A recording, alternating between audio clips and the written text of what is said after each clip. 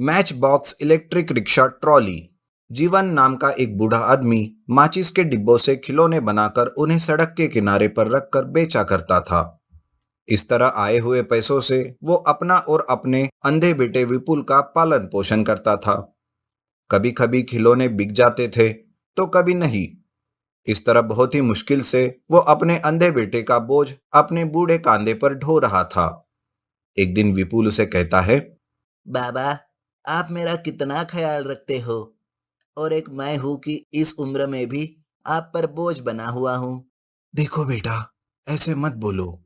औलाद कभी भी बाप पर बोझ नहीं होती।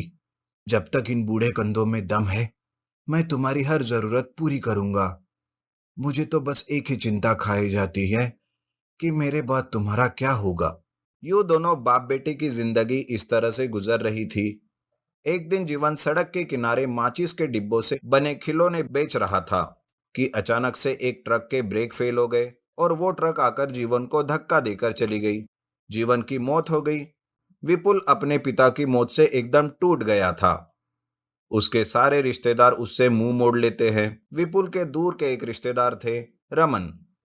रमन की एक बेटी थी, पारुल, जो विपुल से बहुत प्यार करती थी। विपुल भी उसे बहुत प्यार करता था। लेकिन विपुल के अंधेपन की वजह से इस बात को वो अपने घर में नहीं बता पा रहे थे। जीवन के जाने के बाद पारुल विपुल से मिलने उसके घर आती है। विपुल, कैसे हो? कुछ खाया है कि नहीं? अरे पारुल, तुम यहाँ क्यों आई? अगर ये बात तुम्हारे पिताजी को पता चल गई तो वो नाराज होंगे। नहीं, पिताजी काम के सिलसिले से गांव गए हुए हैं। वो शाम को आएंगे। तब तक मैं चली जाऊंगी। ये लो, मैं तुम्हारे लिए खाना लाई हूँ। खा लो। पारुल, तुम इस अंधे के पीछे अपनी जिंदगी बर्बाद मत करो। तुम अपनी जिंदगी बसा लो।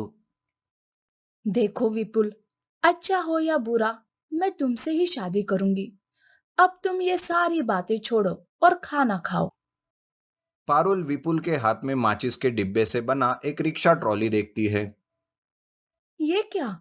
माचिस के डिब्बे से बने रिक्शे से खेल रहे हो? हाँ, ये पिताजी ने मेरे लिए बनाया था। ये उनकी आखिरी निशानी है। ऐसा वो दोनों बातें कर रहे थे कि अचानक वहां रमन आ जाता है। तुम यहाँ क्या कर रही हो? मैंने तुमसे कितनी बार कहा है कि इस अंधे से मत मिला करो। चलो यहाँ से। अंकल प्लीज, पारुल से कुछ मत कहिए। वो तो। विपुल कुछ कहते कहते रुक जाता है। वो तो क्या, वो तो तुम अपने लिए एक गिलास पानी तक नहीं ले सकते। तुम क्या मेरी बेटी से दोस्ती रखोगे? पिताजी, ऐसे मत कहिए। तुम तो चुप ही रहो तो अच्छा होगा। और तू अंधे, तेरी दाहिनी ओर एक पानी का गिलास रखा हुआ है। तू जाकर उस पानी के गिलास को निकाल। विपुल गिलास की ओर बढ़ता है कि तभी रमन उसके पैरों में लाठी को गिरा देता है, जिसकी वजह से विपुल गिर जाता है और उसके माथे पर बहुत गहरी चोट लगती है। देखा, यह है तेरी सच्चाई। तू अपने लिए एक पानी का गिलास तक नहीं ले सकता। तू क्या मेरी बेटी को पालेगा? फिर कभी भी मेरी बेटी से मिलने या उससे बात करने की कोशिश की तो मैं तेरी जान ले लूंगा। ये कहकर रमन पारुल को वहां से ले जाता है।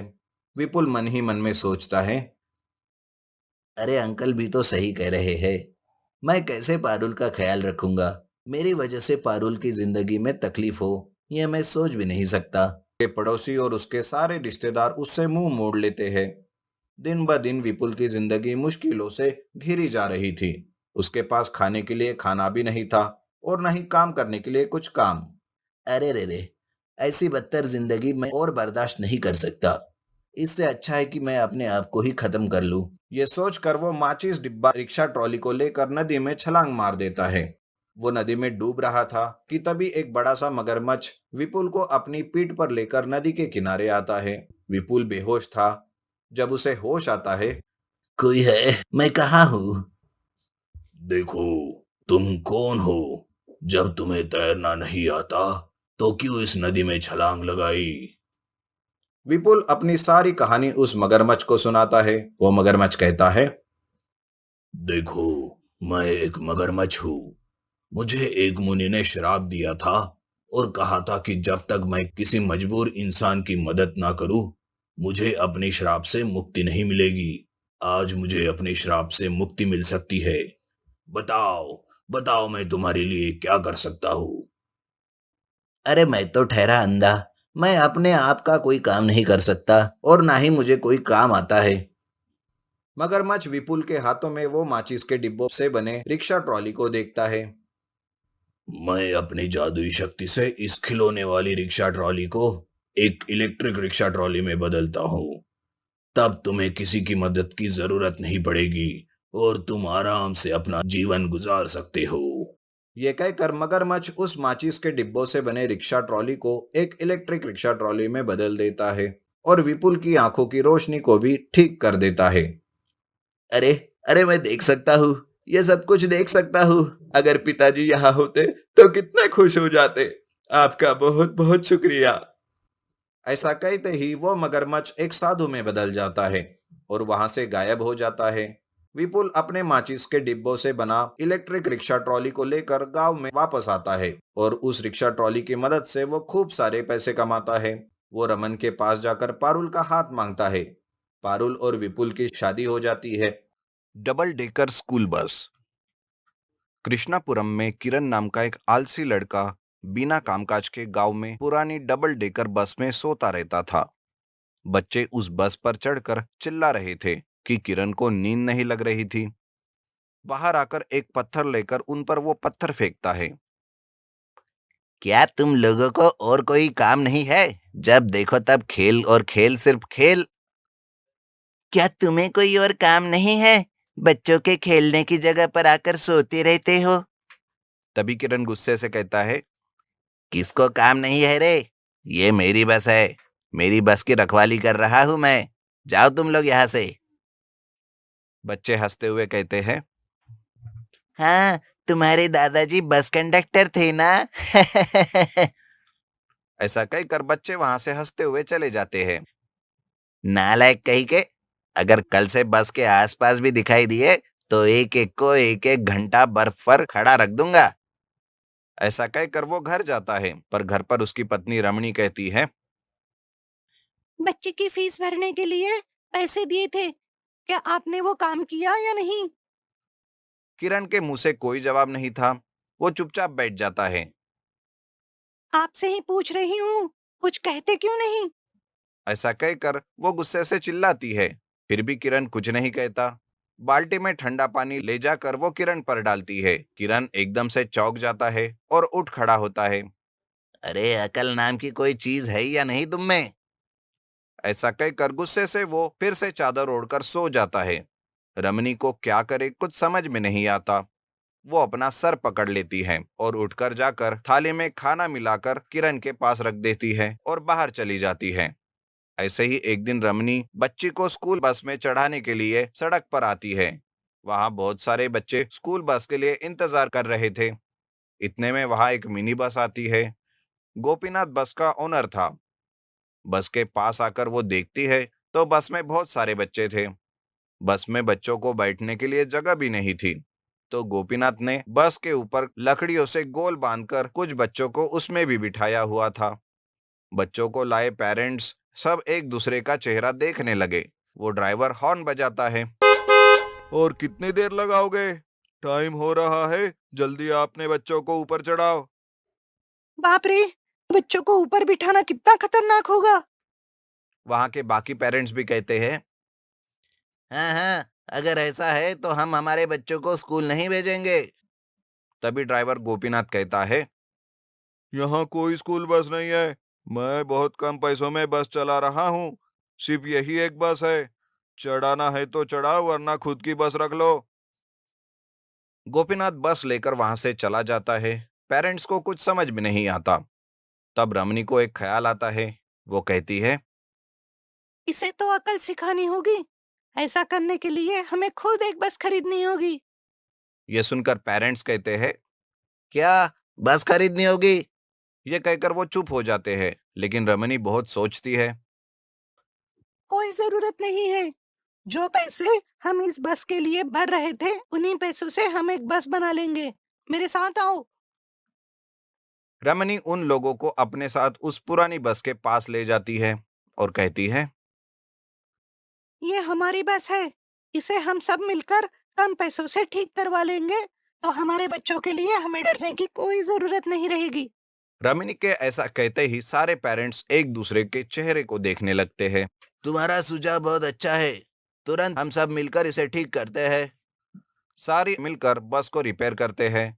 उस बस को नए रंग डालते हैं। किरण बस में सो रहा था। रंग भरकर उस बस को नई बस में वो बदल देती है। रमनी ड्राइवर बन जाती है और गांव में बच्चे डबल डेकर बस को देखकर खुश हो जाते हैं। वे बस चढ़कर स्कूल जाने लगते हैं। उसके ऊपर नीचे उतरकर एंजॉय कर रहे थे। रमनी का अच्छा खासा मुनाफा होता है, जिससे गोपीनाथ की बस कोई नहीं चढ़ रहे थे। उसका व्यापार भी ठप्प पड़ जाता है। वो गुस्से से जंगल जाता है। वहां एक पेड़ पर रेड और ग्रीन कलर में दो पत्थर थे।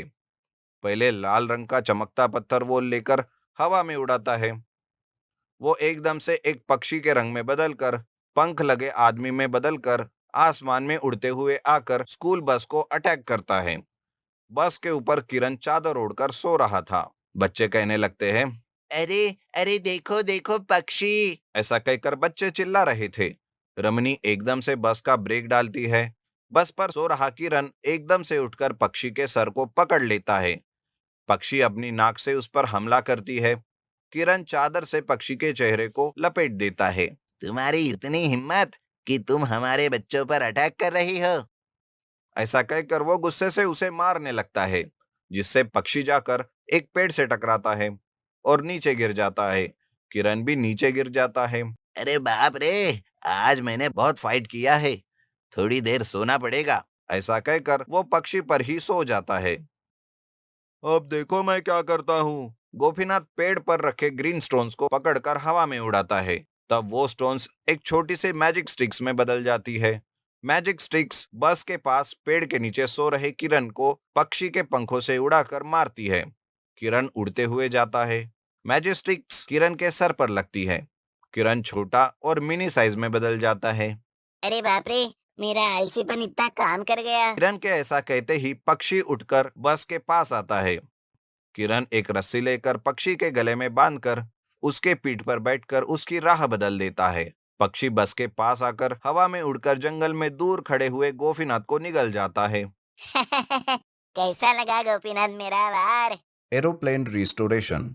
राजपुरम नाम के गांव में राजनाथ नाम का एक किसान रहता था। उसका एक बेटा था गोपीनाथ। गोपीनाथ बहुत ही होशियार था। वो पिता के कामों में हाथ बटाता था।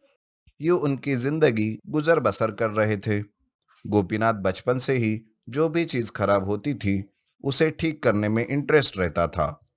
एक दिन गोपीनाथ अपने पिता से कहता है, पिताजी, हमारे घर में कई वर्षों से खराब पड़ी मोटर बाइक है, मुझे वो चाहिए।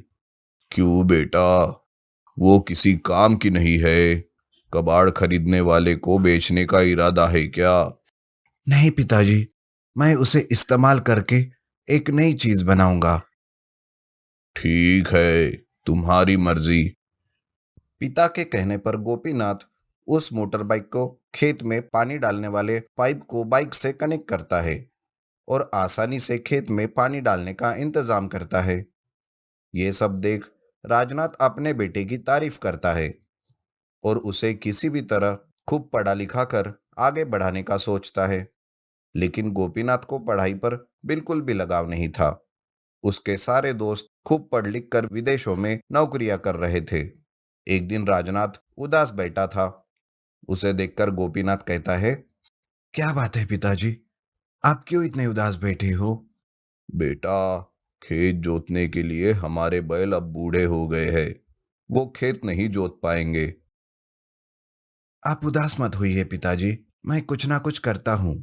ऐसा कहकर गोपीनाथ अपनी मोटर बाइक को हल से जोड़ देता है और अपने खेत जोतने लगता है। इस तरह वो अपनी होशियारी से अपने पिता के कामों में हाथ बटाता था। एक दिन गोपीनाथ का दूर का रिश्तेदार गिरिनाथ उसके घर आता है और गोपीनाथ से कहता है, क्यों रे गोपीनाथ, आजकल क्या कर रहा है? तेरे साथ के दोस्त सब आराम से नौकरियां कर रहे हैं।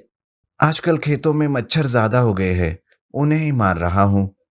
एक बार पैरों में बेड़ियां पड़ जाए ना तो सब ठीक हो जाएगा। जल्दी तुम्हारे पैरों में बेड़ियां डाल देंगे। हाँ, जैसे बुआ ने तुम्हारे पैरों में डाला है।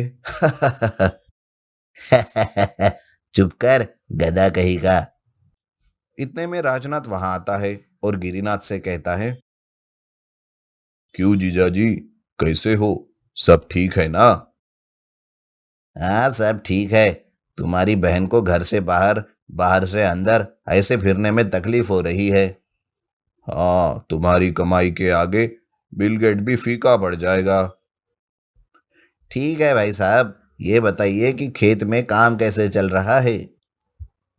हाँ, एकदम आराम से चल रहा है। मेरे बेटे ने खराब हुई मोटर बाइक से खेत जोतने के लिए और पानी सींचने के लिए कुछ उपकरण बनाए हैं। उनकी मदद से काम बहुत आसान हो गया है। अरे वाह, बढ़िया उपकरण बनाए हैं तुमने। ये सब आप लोगों के आशीर्वाद से ही कर पाया हूँ।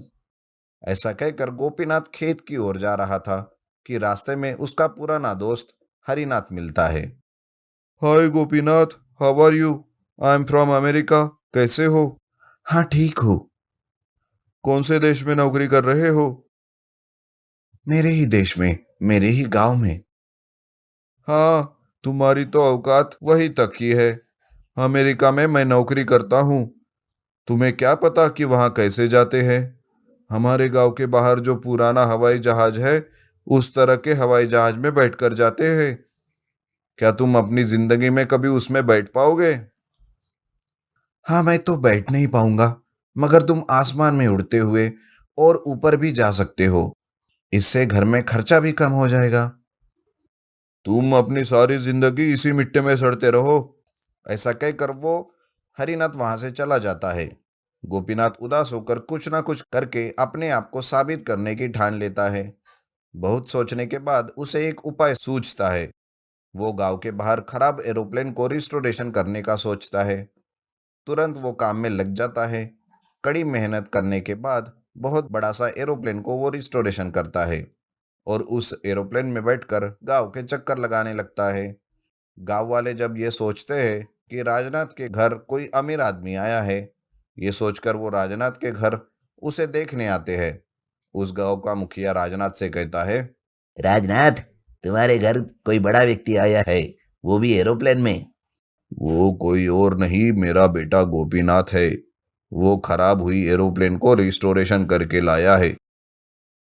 मुझे माफ कर दो गोपीनाथ, मैंने तुम्हें बहुत बुरा भला कहा, यहाँ तक कि निकम्मा भी। मुझे माफ कर दो। कोई बात नहीं, तुम्हारे इस कहने से ही मैं ये कर पाया। मैंने ये बात एरोप्लेन बनाने वाली एक बड़ी सी कंपनी को बताई है। वो लोग भी यहाँ आते ही होंगे। इस विमान को किसने रिस्टोरेशन किया है? ये हम कंपनी वालों से भी नहीं हो पाता। ये मेरे दोस्त गोपीनाथ ने किया है सर। तुमने खराब हुए एरोप्लेन को ठीक कर दिया, इसका मतलब तुम बहुत होशियार हो। हमारी कंपनी को तुम्हारे जैसे होशियार लोगों की जरूरत है। हम तुम्हें प्रोडक्शन मैनेजर की तहत अपॉइंट करते हैं। तुरंत तुम जॉब में ज्वाइन हो जाओ। ये सब मेरे पिताजी राजनाथ जी की मदद से ही कर पाया हूँ। आज मैं बहुत खुश हूँ। ऐसा कहकर गोपीनाथ नौकरी ज्वाइन हो जाता है और बहुत सारे पैसे कमाने लगता है।